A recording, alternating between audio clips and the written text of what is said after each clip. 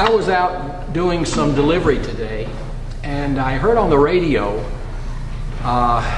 something about some of the New York hotels that were actually involved in sex trafficking. Jeez. And what was going to happen? Where was it going to end? All of this. And I thought back about a piece I'd written, maybe a year or two ago. And I'm going to start off with that. You're off mic. What? Off? No, you're on. Hold it. Is it on now? Yep. Yeah. I thought you were off it. Okay. Say that again, please. Okay, I'm on it. I'll let All right. That's good. Did everybody hear about the New York hotels being involved in sex trafficking? And this piece I wrote several years ago, and I'm going to read it again. It's called Trafficking. The trade of sex manipulation worldwide significantly pushes humanity into the void of horrors, undeserved so by those young principles of this violent practice of trafficking. The rape and tearing anguish continues these hours, days, months, and years, only to the monetary avail of the benefiting mongers of torture so planned in advance. A vengeful person I am not, but here I envision myself bridging this gap psychologically, viewing these monstrosities, vigorously enhancing those monsters of greed. Those sociopathic money rapists, do they not deserve the inflicted horrors on others to be felt deep inside themselves, scarred forever? I share this thought with families and friends of those absconded and tortured. But does this allow these horrors and revenge cycles to continue in this world? Do we bring justice to the reality of the day, studying the horrendous participants committing these atrocities, examine and help them psychologically see their ugliness, understand, pay for, and when possible, correct their misdeeds, giving back to those so scarred? Is this future a chance for mankind, or are we heading down further into that deadly black hole of exploding tortures? $3 billion each year made in America alone through this voluptuously sickening venue at the expense of our young, creative, beautiful beings of today, so deserving better. The hoarded and most prolific modern venue for sex trafficking, the internet, is coercing the young via mental manipulation. Horrific persons take weeks of time, even months, developing a trusting camaraderie, lying profusely about age, identity, and so on, to gain heightened friendship, then take universal advantage. From foster homes, stolen or many, indelibly from the streets as well. Understanding, though, is paramount for these young people. Experiencing tough times for these souls is an outreach by them for a better direction than whence they came. We, as our society, have to expand more broadly to lend a monumental helping hand. Knowing this horrendous atrocity is ongoing in a society of varied cultures, why cannot we, womankind, mankind, demand a breaking halt? A better way there has to be to end this notorious fornicational nightmare.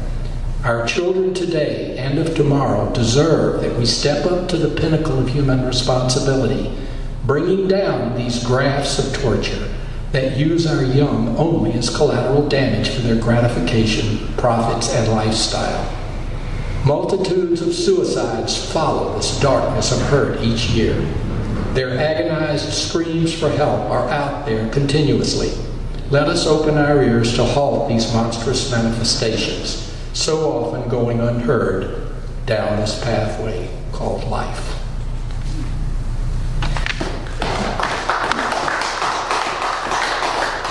This next piece is obviously lighter, but somewhat of sexual content anyway.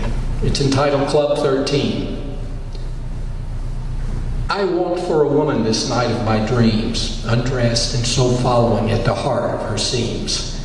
Looking so hard has shrunken the chance, but tonight I will look again, hoping to enhance. Club 13 is my destination tonight, wanting no hesitation in getting it right. Down the dark street I walk, hands held tight, thinking of where and when she will be in my sight. I need this woman to feel full of life, but without her will continue this melancholy of strife. Kissing those lips, my tongue in her mouth, the arousal is there as my hands travel south. I have missed this so, and until reality is here, on I will go.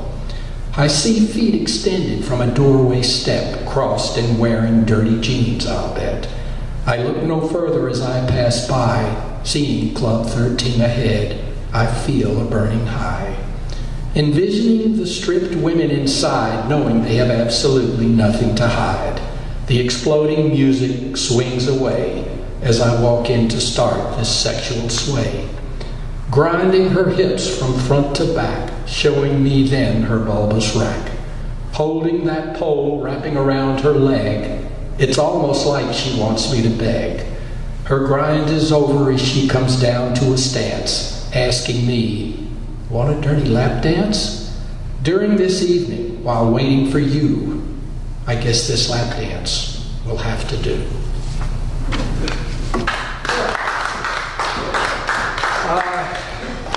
Another thing that actually I thought of before going into the trafficking bit, and before I heard it on this morning's news, was this is the National Poetry Month. Yes.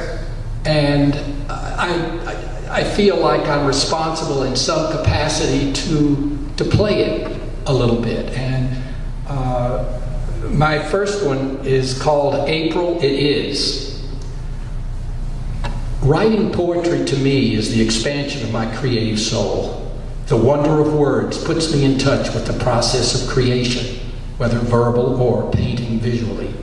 So moved by the world we live in, constant outreach beyond what is here to what is there, unknown in the now, but opening that door of what will graciously be in the heading future.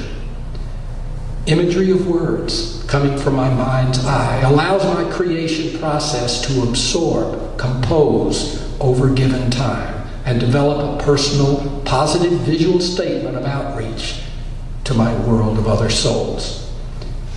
This outreach from my internal being takes time and concentrated effort in creating the word language I so find stimulating and necessary down this rough road of writing and or painting.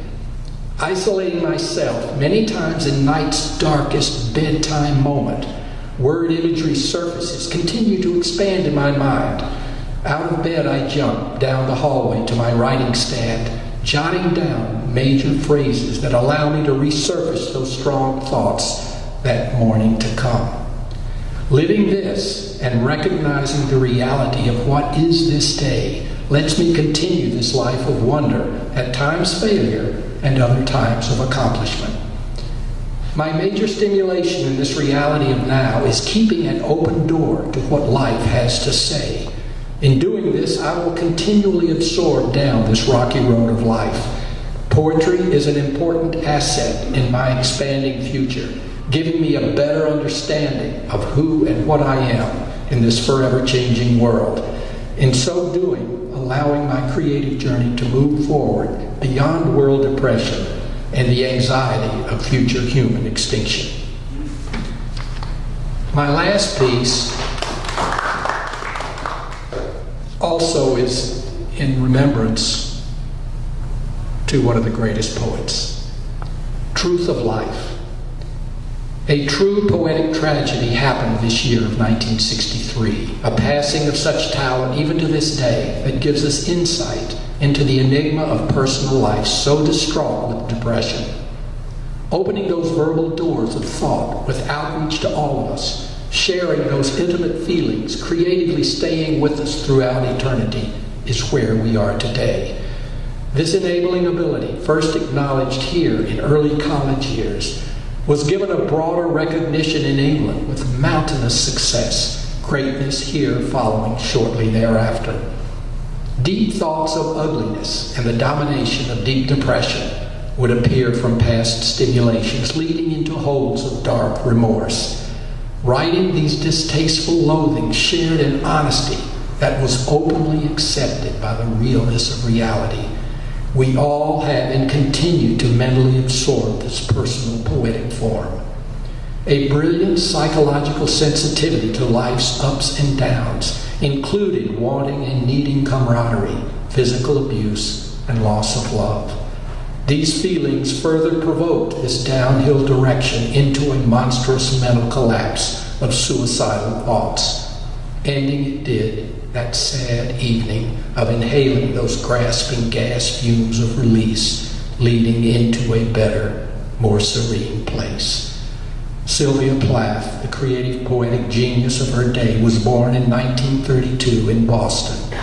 She is with us still, and always will be in mind, spirit, and the true essence of her writings.